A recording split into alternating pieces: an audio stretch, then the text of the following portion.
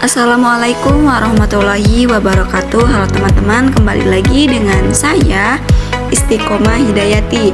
Kali ini saya akan membahas materi tentang turunan tingkat tinggi dalam materi kalkulus. Kita langsung ke pembahasannya saja ya teman-teman. Nah, di sini ada operasi diferensiasi, yaitu mengambil sebuah fungsi f dan menghasilkan sebuah fungsi baru, f aksen.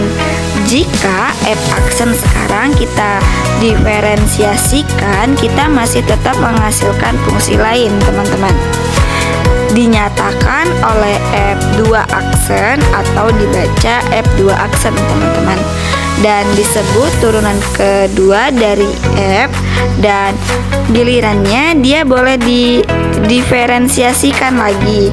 Dengan demikian menghasilkan f2 aksen yang disebut turunan ketiga dari f.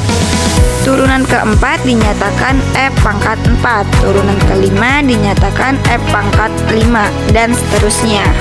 Lalu di sini juga ada gambar ya teman-teman. Cara penulisan untuk turunan dari y sama dengan fx. Lalu ini kolom turunan yang pertama, ini menunjukkan urutan turunannya pertama, kedua, ketiga, keempat, dan seterusnya teman-teman. Lalu notasi f aksen ini menunjukkan, notasi ini menggunakan tanda aksen atau pangkat.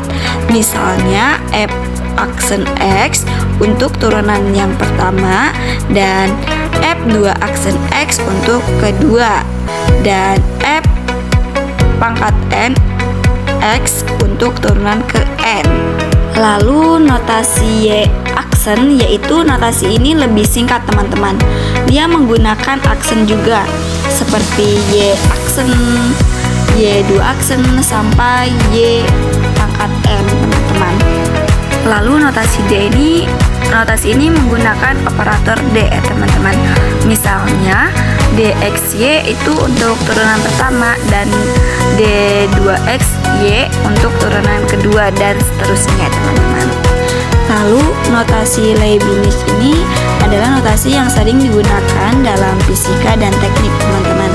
Misalnya dy per dx untuk turunan pertama, lalu d pangkat 2y per dx pangkat 2 untuk turunan kedua teman-teman, dan seterusnya. Notasi ini disebut turunan ke n dari y terhadap x aksen teman-teman. Kita langsung ke contoh soal saja ya teman-teman. Nah, di sini soalnya fx sama dengan 2x pangkat 3 min 4x pangkat 2 plus 7x min 8. Maka penyelesaiannya kita gunakan aturan turunan untuk setiap sukunya ya teman-teman.